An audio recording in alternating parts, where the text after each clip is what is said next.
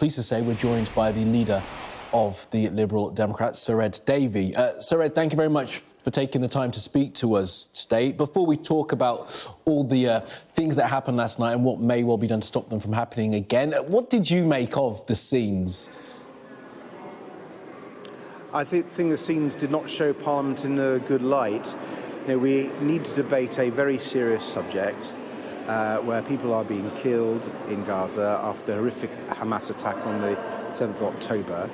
And I think it was an important moment for the House of Commons to come together and send a very clear signal to Israel that we wanted an immediate bilateral ceasefire as part of the way to free the hostages, to get the aid in to the Palestinian civilians, and to get a proper peace talks where we can get to the two-state solution. That's what Liberal Democrats wanted.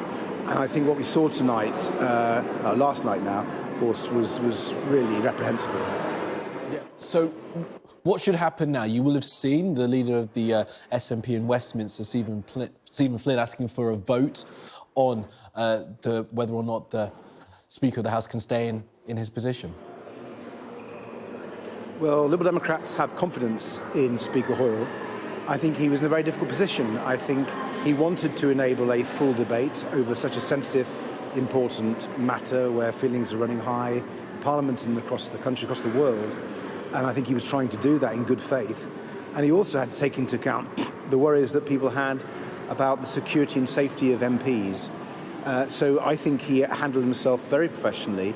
And I just regret that some people, some parties are trying to make political gain out of this, which I don't think does them any credit. So that might not be fair that they're trying to make political gain out of this. The SNP, it was an opposition day debate. They had their motion and they didn't get to vote on it because of the decisions that were made by the Speaker. They are the third biggest party in there. Well, I think we were debating the crucial issue of what's happening in Gaza. The Speaker was allowing 3 amendments to be debated and voted upon. That seems a pretty fair approach to me. And I have to be honest, Liberal Democrats had an amendment down calling for an immediate bilateral ceasefire, but also charting the way to a long-term sustainable peace with a two-state solution. And Liberal Democrats have been asking the SNP for some time now. Indeed, the previous debate we asked the SNP to include this process, peace process towards a two-state solution. And the SNP refused to do that for no clear, good reason.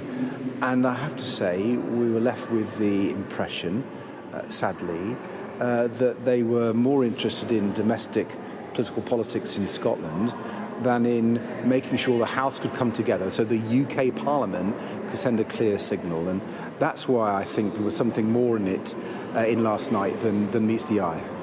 Let's just be really clear with what you're trying to say, Sir Ed, because Layla Moran did make the point, your colleague made that point in the House yesterday, that there was a Lib Dem amendment that didn't get anywhere near being discussed. You're suggesting that the SNP are now playing politics because of the threat of the Labour Party in Scotland. Is that your suggestion here?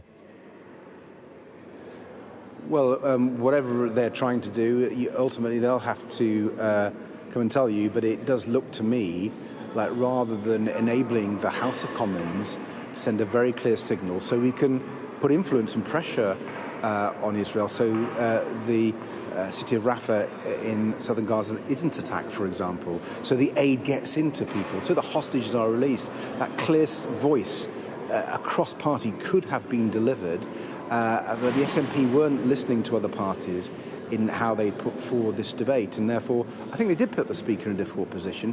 That's why the Liberal Democrats have confidence in the Speaker, and why... Sorry, Sir Ed, but it wasn't the SNP that put the Speaker in a difficult position, was it? It was potential pressure coming from the Labour Party that put him in a difficult position, and then all the shenanigans came into place once the government pulled their amendment.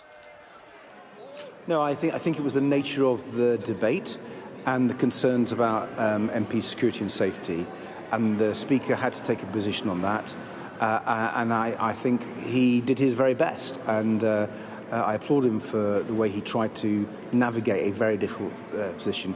And then when he saw the upset, he came to the House and apologised. So I think he deserves some real credit for that.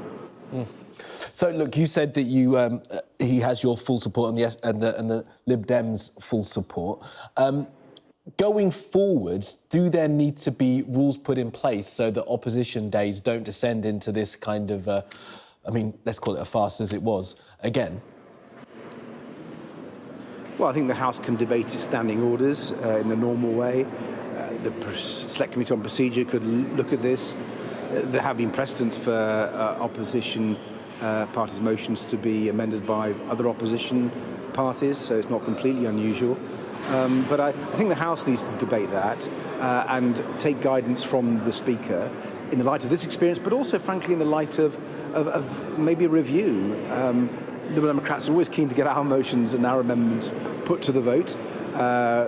We weren't going to be able to get that last night, but we didn't make a ballyhoo about it. We were willing to talk to others to see if they'd amend their motions, and we were ready to vote both for the Labour motion, although it wasn't perfect, it's not completely our view, but it has many good parts of it, and the SNP motion. We were prepared to compromise and not play party politics. I think on an issue so important as Gaza, you need a mature, grown-up politics, and I'm afraid in parts of the House that was lacking last night. Sir Ed Davey, really appreciate your perspective on this there, Sir Ed Davey, the leader of the Liberal Democrats, saying that he and his party fully supports the Speaker, Sir Lindsay Hoyle. Thank you, Sir Ed.